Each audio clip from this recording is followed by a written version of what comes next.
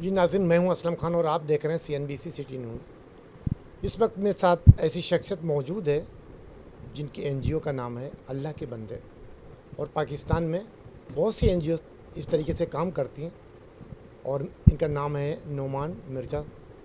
आइए पूछता हूं कि क्या इनको ज़रूरत पड़ी कि इन्होंने NGO खोली और किस लेवल पे काम करते हैं, क्योंकि पाकिस्तान में बहुत सी NGO काम करती हैं। लेकिन मैं एक चीज़ बताता चलूँ, मुशर्रफ साहब के दौर में 1700-1800 NGO बंद की गई जो कि गैर कानूनी तरीके से वो काम करती थी।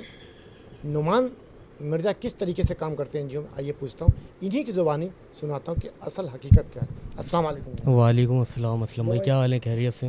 शुक्र अल्हम्दुलिल्लाह। नुमान भाई, आप अल्लाह के बंदे NGO में काम करते हैं, आप क्या क्या है उसके अंदर? मैं एज अ जनरल सेक्रेटरी हूँ। क्या पॉलिसी है आपकी और किस तरीके से काम करते हैं, और क्या बताएंगे हमारे आवाम को? हमारा मेडिकल केसेस पे ज़्यादा फोकस होता है कि हॉस्पिटल में जो बच्चे एडमिट होते हैं तो बच्चों पे खासकर हमारा ज़्यादा फोकस होता है। बाकी तो अदरवाइज़ और भी केसेस आते रहते हैं, उन पे भी हम लोग वर्क कर रहे होते हैं। बच्चों मकसद मेडिकल पे किस तरीके से काम करते हैं बच्चे? एक तो वो होते हैं कि बच्चे पैदा होते हैं, उनकी पैदाइश के बारे में जो खर्चा बर्दाश्त करते हैं, या कोई ऑपरेशन, या कि किस तरीके से? डिलीवरी केसेस भी हम लोग करवाते हैं, और हम लोग जो क्रिटिकल जो बहुत ज़्यादा केसेस होते हैं जैसे NICU के होते हैं, वेंटिलेटर के होते हैं, ऐसे केसेस हम लोग करते हैं। और अभी भी हमारे 3-4 केसेस चल ही रहे हैं अल्हम्दुलिल्लाह। आप करवाते हैं? कोई हॉस्पिटल से आपका कांटेक्ट है या डेली बेसिस कैसे क्या? हॉस्पिटल से कांटेक्ट है, हमारे 3-4 हॉस्पिटल से कांटेक्ट है, तो अच्छा खासा वो हमें वहाँ से बेनिफिट देते हैं हॉस्पिटल वाले वेलफेयर के उस पर। और उनका वो है ज़कात का क्राइटेरिया भी बना हुआ है, तो काफ़ी हमें बेनिफिट मिल जाता है हॉस्पिटल से। ज़कात की आपने बात की, ज़कात को उनकी अपनी कमेटी होती, तो वो अपने को बेनिफिट देंगे, आपको देंगे, और आपको देंगे तो किस ब्याज पे देंगे? यानी कि उनकी कमेटी बनी हुई है, अपना ज़कात उनका पैनल बना हुआ है, जिनके पास पैसे नहीं होते तो अब वो ऐसा होता है, ये 7 लाख रुपए का केस है, 7 लाख रुपए की ज़कात तो उनके पास एनी टाइम नहीं पड़ी हुई होती ना, तो वो हमसे कांटेक्ट करते हैं, ये ऐसा केस आया है और ज़कात इलीगल है, तो आप इसमें हमारी हेल्प आउट कर रहे हैं। तो हम उनके साथ मर्ज होकर फिर उनकी हेल्प आउट कर रहे होते हैं। केस अपने हैंड ओवर ले लेते हैं, ज़्यादा छोटा होता है, या हॉस्पिटल के साथ मिलके 50-50 कर लेते हैं। मेडिसिन उन्होंने अफोर्ड कर ली, लैब उन्होंने अफोर्ड कर ली, और वेंटिलेटर का और जो एक्सपेंसिव है वो हम लोग अफोर्ड कर लेते हैं। अच्छा, जिस तरीके से आप काम करते हैं तो कैसे पता चलता कि ये बंदा इस लायक है या कर सकता? क्योंकि आजकल हालात ये हैं पाकिस्तान में, हर बंदा परेशान, वो किसी भी लेवल का हो, चाहे वो मीडियम क्लास का हो, हाई लेवल का हो, क्योंकि हर बंदे के अपने मसले होते हैं। तो आप कैसे उसको वॉच करते हैं कि इस बंदे को इसकी ज़रूरत है, या कहीं फ्रॉड तो नहीं कर रहा, कि उनका हक तो नहीं खा रहा कि जो इस लायक है? तो कैसे ये आपने बहुत अच्छा सवाल किया असलम भाई। ऐसा है कि फ़्रॉड बहुत हुआ है, और मुस्तहिक जो है मेरे हिसाब से उसका हक नहीं पहुंच रहा मुस्तहिक तक, क्योंकि सोशल मीडिया पे जो लोग आ जाते हैं शोर मचा रहे होते हैं, हम मुस्तहिक हैं, हमारा ये मसला है, हमारा ये मसला है, तो आवाम जो है, हमारी आवाम को ये चाहिए कि उनकी वेरिफिकेशन करें पहले। अब एक जैसे कि मैं अभी आपको एग्जांपल दूं, मैंने एक केस लगाया कि ये मुझे एक राशन की नीड है। अब फेसबुक पे मेरे जैसे 5,000 दोस्त हैं, यानी कि उसमें 5,000 ही मुझे जानते होंगे, 4,000 नहीं जानते। उसमें 100 तो मुझे कांटेक्ट कर लेते हैं कि इनकी डिटेल दे दें या अपना अकाउंट नंबर दे दें, वो मुझे पैसे भेज देते हैं।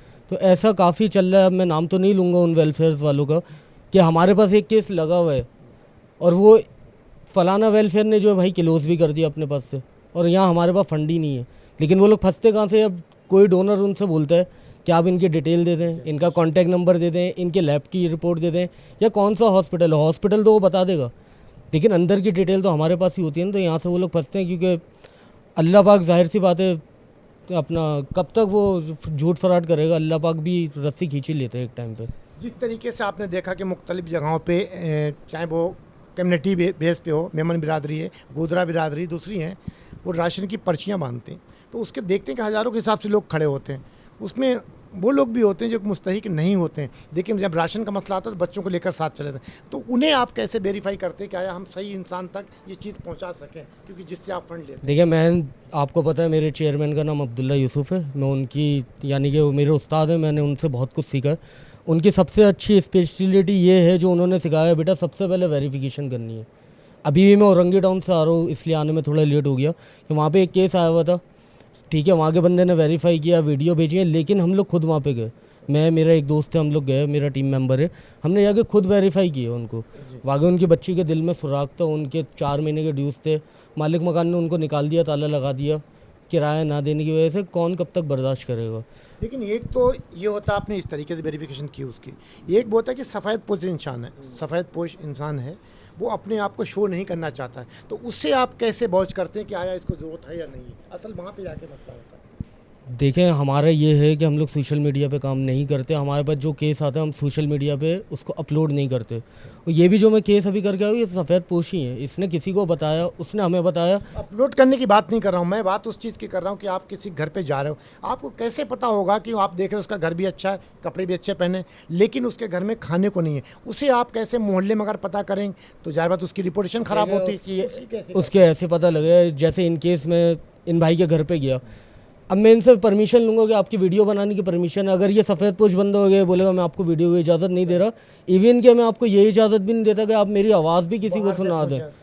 तो सफ़ेद पोश बंदे की निशानी सबसे बड़ी ये है कि वो अपनी आवाज़ सुनाना भी पसंद नहीं करता। तो हमें यहीं से आइडिया हो जाता है, जिसने इजाज़त दे दी भाई आप हमारी वीडियो बना लें, पेज पर अपलोड कर दें, तो वो सफ़ेद पोश नहीं है मेरी नज़र में। महीने में कितने केस करते हो, कितना खर्चा होता होगा मैक्सिमम, ये बताओ यार असलम भाई, अभी जो हालत चल रही है ना, मैं यकीन करें रातों की नींदें उड़ी हुई हैं, इतना लोड आया हुआ है। हालांकि हमारा सोशल मीडिया पे काम नहीं है, ठीक है, लेकिन लोग जानते हैं, पहचानते हैं। सही है, अब नंबर तो आपको पता है, मैंने आपका केस किया, आप आगे बता देंगे, वो आगे बता देंगे, नंबर इस तरीके से हमारा बटा हुआ है।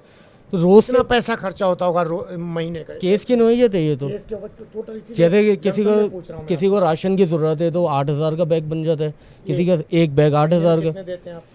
महीने में कोई आइडिया नहीं। अभी जो हालत चल रही है, अभी सबसे ज़्यादा केसेस ही हमारे पास ये आ रहे हैं। अभी मैं आपको अगर मेडिकल की भी आप करते हैं तो उसमें टोटल खर्चा कितना आता होगा महीने में आपका? ये तो बीमारी की नौयत ही है। अब किसी को वेंटिलेटर की मैक्सिमम आपका नहीं 10 लाख 15 लाख नहीं है। हमारा जो अभी केस आता है 60,000 40,000 के अंदर क्लोज हो जाता है बच्चों का ICU का केस जी। एक केस महीने में कितने करते हैं?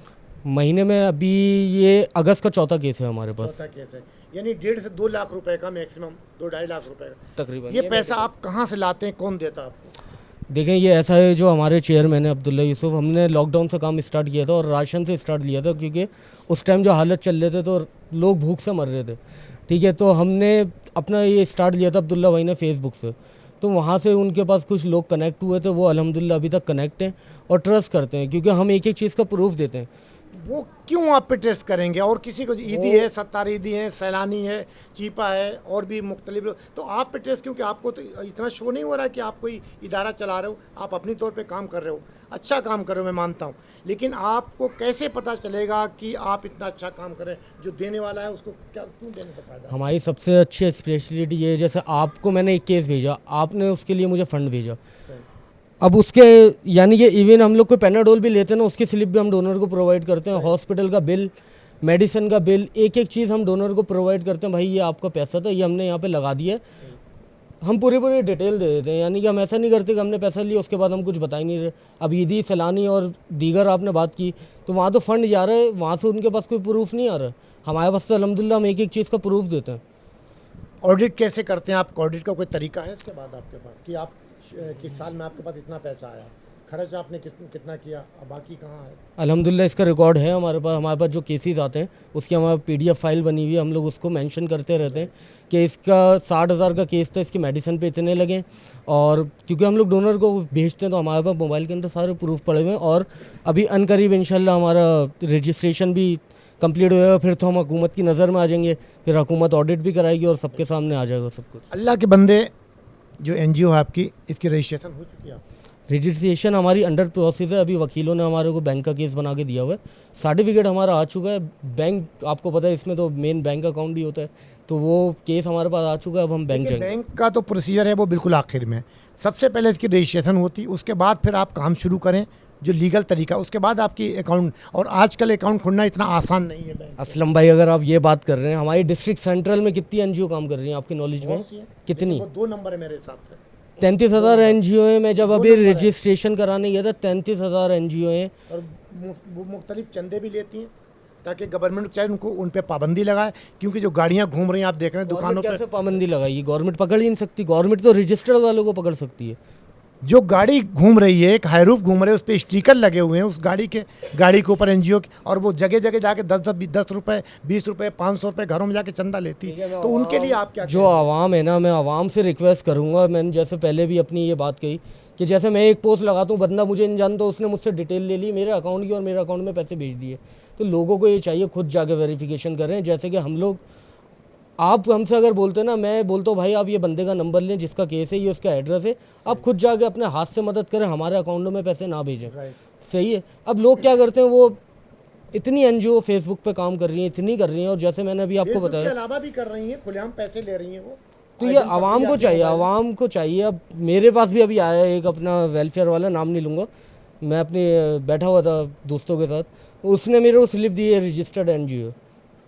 अब मैंने उसकी सर्चिंग करी तो वो एनजीओ है ही नहीं, ना वो रजिस्टर्ड है, ना उस नाम का कोई उधर ऑफिस बना हुआ है जहाँ वो जगह बना है अपना नाज़िमाबाद की तरफ। अच्छा, आपकी अल्लाह के बंदे जो एनजीओ है उसमें कितने लोग काम करते हैं अभी? हमारे साथ 15 मेंबर है अल्हम्दुलिल्लाह। चेयरमैन अब्दुल्ला भाई हैं हमारे, जनरल सेक्रेटरी मैं हूँ, वाइस चेयरमैन शहबाज है, और इसके अलावा 13 मेंबर्स हैं हमारे। सारे काम एक करते हैं। आप लोग का अपना ज़ाती काम क्या है जिससे हमारा आप अपना घर चलाते हैं? मेरा एक, मैं फूड कंपनी में काम करता हूँ अल्हम्दुलिल्लाह, मेरी शॉप है, तो हमारा ज़रिया माश तो ये है। इसी तरीके से सबका अपना जरिमाश लगा हुआ है। अल्हम्दुलिल्लाह हर कोई अपने काम में लगा हुआ है। वेलफेयर से हम लोग कोई पैसा नहीं ले रहे। यही मेरा सवाल है कि ये आप ज़कात जो के वेलफेयर का पैसा आपका कहीं ये तो नहीं आप लोग अपने खर्च में भी लेते हैं? नहीं, हमें मर के जवाब देना, और ये ज़कात पैसे का, अपना फितरे का पैसा आता है, इसके हम लोग मुस्तहिक ही नहीं है, तो वो पैसा हम लोग कैसे ले तो सकते? आपके अंदर ये जज्बा कहाँ से आया कि हम लोगों की मदद करें? बहुत से एनजीओ कर रहे हैं, उनको करने दें, उनके साथ मिलकर आप करते हैं, आपने अपनी खोलने क्या? असलम भाई, ये जज्बा आता नहीं है। आजकल जो लोग काम कर रहे हैं वो शौकिया कर रहे हैं। मेरी नज़र से जो रियल काम करने वाला है, आप अब्दुल सत्तार ईदी की मिसाल ले लें, वो पैदा ही इस काम के लिए हुए थे। तो अल्लाह का शुक्र है, मेरा अब्दुल्ला भाई का भी यही है कि हमारे, यानी कि मेरे घर में, उनके घर में, और जितने हमारे मेंबर हैं 2-3 और, तो हमारे को बचपन से शौक है ये काम करने का। किसी गाड़ी को धक्का लगा दिया, यानी कि मैं स्कूल जाता था तो अपने साथ 2 पराठे लेके जाता था। एक मेरा दोस्त था गरीब, एक उसके लिए बना के लेके जाता था, एक अपने लिए लेके जाता था। तो मेरे अंदर तो ये बचपन से शौक है।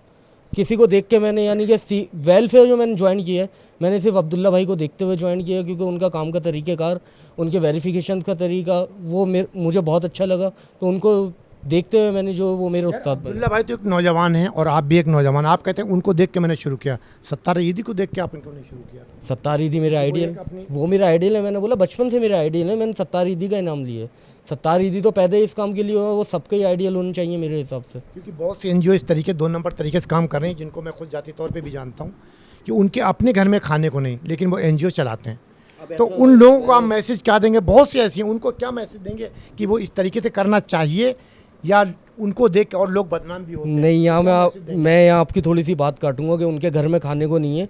मेरी नज़र में ऐसी बहुत सी एनजीओज़ हैं कि जिनका पान का खोखा था, अल्हम्दुलिल्लाह वो मार्ट और फॉर्च्यूनर गाड़ी में घूम रहे हैं अभी। कहाँ से लाते हैं वो? यही सवाल है। कोई पूछने वाला नहीं क्या एनजीओ को सवाल? मैंने आपको बताया ना, कोई पूछने वाला नहीं है भाई। बंदे ने मुझे मैसेज किया अपनी अकाउंट डिटेल दे दो, मैंने उसको अकाउंट डिटेल दे दी, उसने कट से पैसे भेज दिए, कौन पूछ रहा है? नाज़रीन, ये बड़ा इंतशाफ हुआ, और इससे पहले आप खुद भी जानते कि बहुत से एनजीओ पाकिस्तान में काम कर रही, और यकीनन जिनके घर में खाने को नहीं था वो आज बड़ी बड़ी गाड़ियों में घूमते हैं। आखिर इन लोगों से बचें और उन लोगों को दें जो हकीकत में इस तरीके से काम करते हैं। जिस तरीके से नौजवान ने बताया कि हम जब कोई केस आता है हमारे पास मेडिकल का किसी भी, तो हम सामना भी कराते हैं, उनको एक एक चीज़ की रसीद भी देते हैं। तो ये लीगल काम है। अगर अनलीगल अगर कोई काम इस तरीके से करते हैं, उन लोगों को ना बदनाम किया जाए जो लोग खुलेआम धड़ल्ले से, इसको हम कहेंगे कि खुलेआम डाका डालते हैं, हम डाका कहेंगे इसको। क्यों? कि गरीबों से लेकर और ख़ुद खा रहे हैं, और गरीबों के नाम पे कुछ नहीं पहुंचता। तो आगे आपका क्या प्लान है इसके बारे में? आगे देखें, ये प्लान है रजिस्ट्रेशन। अब तो सबसे बड़ा एक मसला ये, जो लोग वाकई काम कर रहे हैं ना, 2-3 वेलफेयर वाले हैं जिनके साथ मैं काम करता हूँ, वो खवातीन है, क्योंकि उनके पास टीम नहीं है, और जो टीम उनको मिली है वो ऐसी मिली है कि वो 2 नंबर तरीके से उसके साथ काम करते हैं। वो पैसे देते हैं 50,000, 30,000 रुपये केस पे लगा देते हैं, 20,000 बंदर कर लिए, तो उनको ईमानदार लोग नहीं मिले। तो अल्हम्दुलिल्लाह हम ईमानदार हैं, हमें लोग भी ईमानदार मिलते हैं। तो 2-3 हैं वेलफेयर वाली खवातीन, उनके साथ मैं काम कर रहा हूँ। और अब उनका मसला ये, वो रोज़ के 3-4 केस की लॉस कर रहे हैं। बैंक से उनके पास फ़ोन आ जाता है कि आपके रिमेंडेंस आ रहे हैं, आपका अकाउंट जो है वो अपना अवर लिमिट हो गया है। तो भाई मैं हुकूमत से यही बोलूँगा हाथ जोड़ के, जो सही तरीके से काम कर रहा है आप उनको तो मौका दें, उनको तो रजिस्टर्ड कर दें कम अज़ कम, ताकि वो खुल के आवाम की खिदमत कर सकें। अब वो खिदमत ही सही से नहीं कर सक रहे, बैंक उनको वार्न कर रहा है, FIA से उनको कॉलें आ जाती हैं। तो रजिस्ट्रेशन भी आप लोगों ने 2017 के बाद से पाबंदी लगाई हुई है।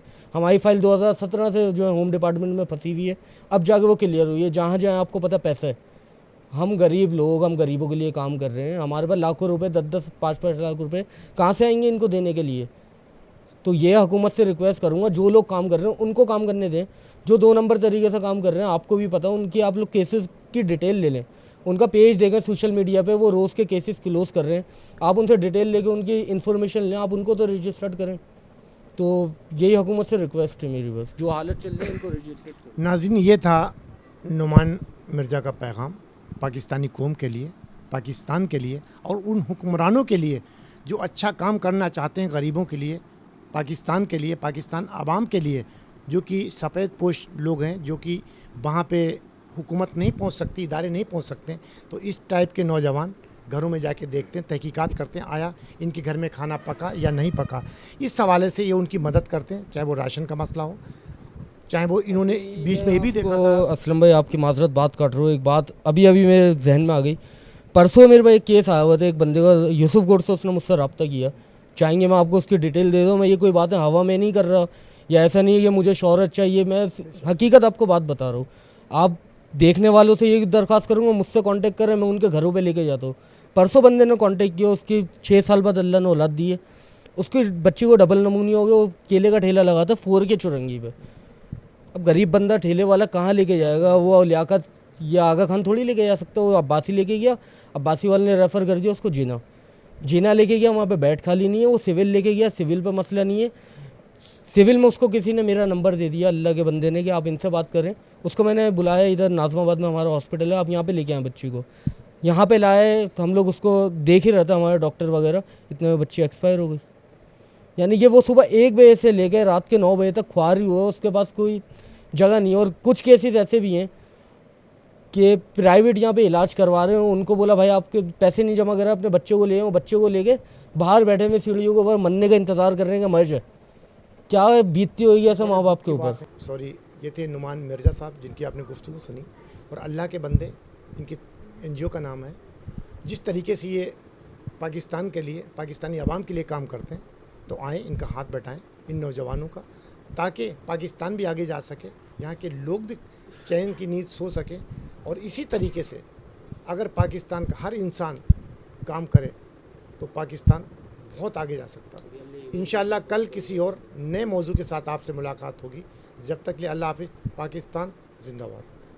इस वीडियो को लाइक करें, हमारे चैनल को सब्सक्राइब कर बेल आइकन जरूर प्रेस करें हमारी न्यू वीडियो सबसे पहले देखने के लिए।